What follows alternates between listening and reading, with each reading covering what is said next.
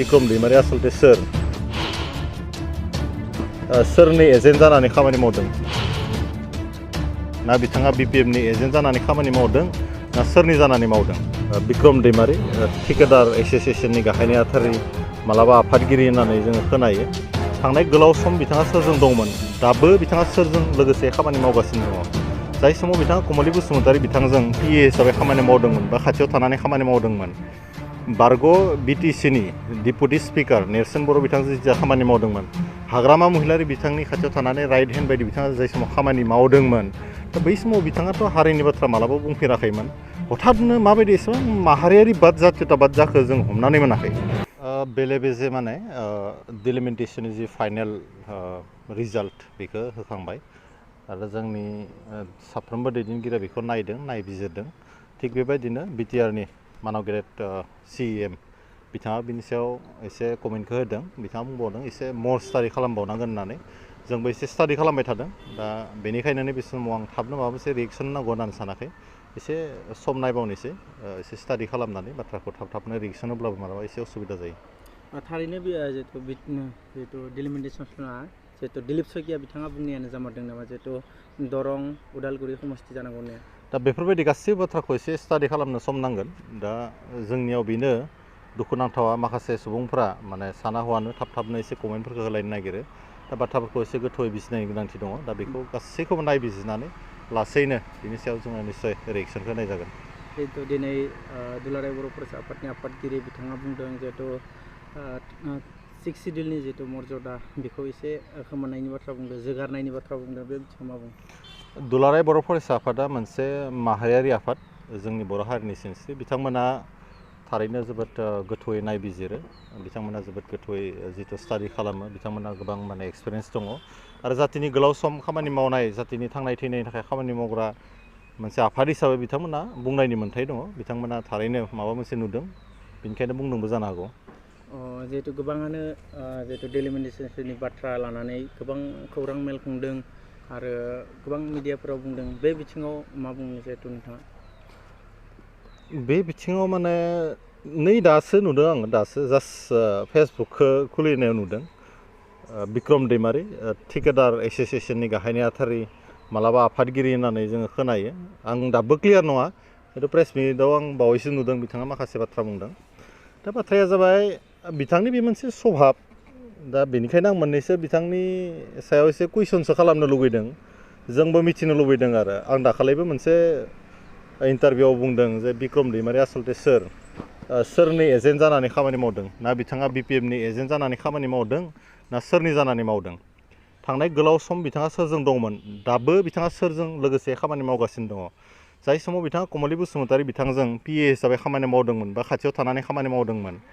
बारग' बिटिसिनि deputy speaker नेर्सोन बर' बिथांजों जा खामानि मावदोंमोन हाग्रामा महिलारि बिथांनि खाथियाव थानानै राइट हेन्ड बायदि बिथाङा जाय समाव खामानि मावदोंमोन दा बै समाव बिथाङाथ' हारिनि बाथ्रा मालाबा बुंफेराखैमोन हठाथनो माबायदि एसेबां माहारियारि बाद जातीयताबाद जाखो जों हमनानै मोनाखै ना पावार गोमाजानायखायसो गोदाव सोराव जाबाय नामाथाय दिनैनि तारिखआव बिथाङा लरेन्स इस्लारि बिथांखौ समालोचना खालामनायखौ नुदों दा बाथ्राया जाहैबाय सासे जातीय संगठननिफ्राय फैनाय बिटिआरनि सिगनेटरिखौ जानला मोनला मानसिफ्रा गोसो जाबानो समालोचना खालामनाय बे बेसेबां माने गनायजाथावना बर' रायजो राजाया बेखौ बिजिरगोन मोनसे बाथ्राखौ कुइसन खालामनो नागिरदों बिथाङा आसलते बर' हारिखौ गावस्रा होनो नागिरदों ना खौसे खालामनो नागिरदों दिनै बिथाङा सानजानि बर'फोरनि दुखु दाहानि बाथ्राखौ बुंबाय थायो बिथांनि जाफोर बुंनाय बाथ्रा बेफोरबायदि बाथ्रायाथ' कनस्ट्राक्टिभ नङा माखासे बेलायाव जोङो एसे डिस्ट्राक्सन माने जोंनि गेजेराव गावस्रालायहोनाय लाबोनायनि थाखायसो बुंनाय बायदि मोनो जुदि बिथांनि बिदि माबाफोर एजेन्डा दङब्ला बर' हारिखौ गावस्रा होनाय बिथाङा थारैनो बिनिफ्राय एसे गोजानाव थानांगौ जुदि जोंनि गेजेराव बिदि सानजा साहा खोला सोनाब बिदि गावस्रालायनाय जायोबा बिनि दायखौ सोर लागोन बिक्रम दैमारिया बिथाङा रेसपन्सिबिलिटिखौ लागोन नामा बे मोनसे जोंहा कुइसन जादों दा बिथाङा माखासे समाव आं दाखालिबो बुंदों जे इमसनेलि ब्लेकमेल खालामनो नागिरो दा बिथाङा दिनैनि तारिखआव एनडिएफबि जोहोलावजो बिथांमोननि बाथ्राखौ बुंबाय थादों जोंबो गनायो माखासे बिथांमोननि जिफोर माने समस्या दङ बिथांमोननि समस्याफोरखौ लानानै बर' हारियाबो सिरियास लासै लासैनो मोनफानि उनाव मोनफा बेफोरखौ मावनायनि थाखाय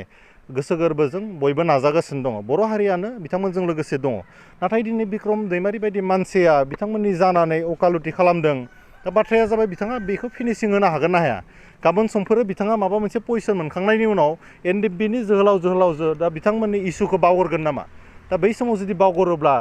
मानगोनां एनडिएफबिनि दैदेनगिरि दावहारुफोरा बिथांनि सायाव मा बेबस्था लागोन दा बे बाथ्राखौ बिथाङा सानदोंना सानाखै बिथांनि फिउचारनि बाथ्राखौ बिथाङा सानदोंना सानाखै जाय मानसिफोरा बिथांखौ दिनैनि तारिखाव सापर्ट होदों फैबाय थानाय समाव बे जुदि बिथांमोननि खोथाखौ लाखिनो हायाब्ला खारखोमानो जुदि नागिरोब्ला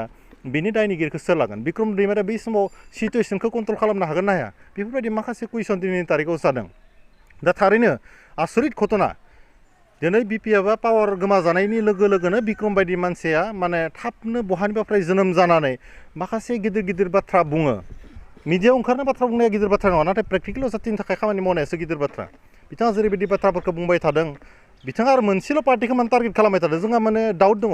दिनैनि तारिखाव बिथाङा मोनसेल' माने पार्टिखौ टार्गेट खालामनो आरो मोनसे बाथ्राखौ दिनै नायदों बिथाङा खिन्थु इलेक्सननि बाथ्राखौ बुंनो बागराखै दिनैनि तारिखाव बिथाङा बुंदों माने इलेक्सनाव सोरखौ देरहायो सोरखौ जेनहोयो बेखौ माने ओरै होननानै इनडाइरेक्टलि बिथाङा थारमाने मा बुंनो नागिरदों बिपिएफखौ भट हो होनना बुंनो नागिरदों नामा अब्लानोथ' बिथाङा बिपिएफनि एजेन्ट बिथाङा दिनैनि तारिखाव जुदि बिपिएफनि दालालगिरि खालामनो नागिरदोंब्ला अब्ला बिथाङा क्लियार खालामना लाथों बिथाङा सोरनि जानानै बुंनो नागिरमारदों दा जोंहा डाउट जादों थारमाने बिथांनि सायाव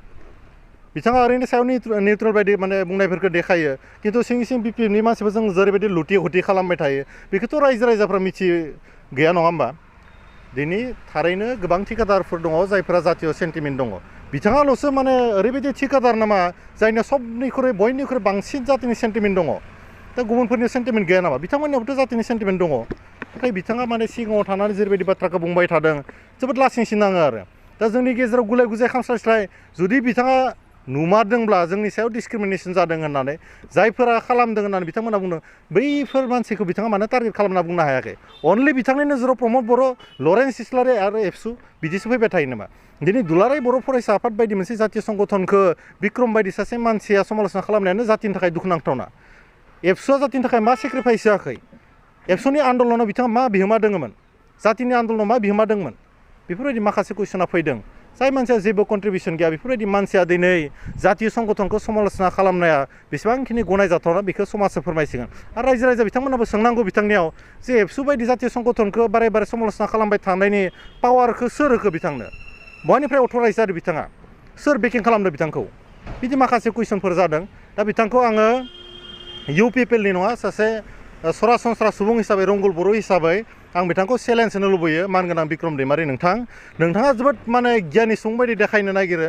नोंथांखौ आङो खावलायदों जायखिजाया नोंथांनि गोसो बायदि मोनसे चेनेल नोंथाङा चइस खालामनानै ला नोंथाङा सेलेक्ट खालामनानै ला आरो बिथाङा 6 सिडुलनि पावारनि बाथ्रा बुंबाय थादों 6 सिडुलनि सायाव बिक्रम दैमारिजों आं डिबेट खालामनो जोबोद गोसो लजिकेलि डिबेट खालामगोन बिथांमोनाथ' सिरिसिजों खोनायो एसे असान्ति खालामनोबो नागिरो होननानै आं बिथांखौ दिनैनि नोंथांमोननि मिडियानि गेजेरजों खावलायदों बिक्रम दैमारिया जुदि साहस दङब्ला आंजों बिथाङा डिबेटआव जिरायथों आरो बिथांनि गोसो बायदि जायखिजाया चेनेलखौ बिथाङा बासिनानै लाथों आं बिथांजों डिबेट खालामनो थाखाय थांगोन लजिकेलि डिबेट खालामगोन नांलाय खमलायनि बाथ्रा बुङाखै लजिकेलि जाति दानायनि थाखाय बिथाङा बेसेबां सिरियास बै खालायनो मिथिगोन आं बिथांखौ बेखौ चेलेन्ज होदों बिथाङा बेखौ जाहाथे आजावो आरो जायखिजाया समावनो हर सान बिथाङा जि समाव बुङो जि जायगायाव बुङो जायखिजाया चेनेलावनो बिथांजों आङो लजिकेलि डिबेट खालामनो थाखाय रेडि बिथांखौ आं बेखौ आजावनो थाखाय गुरै खावलायबाय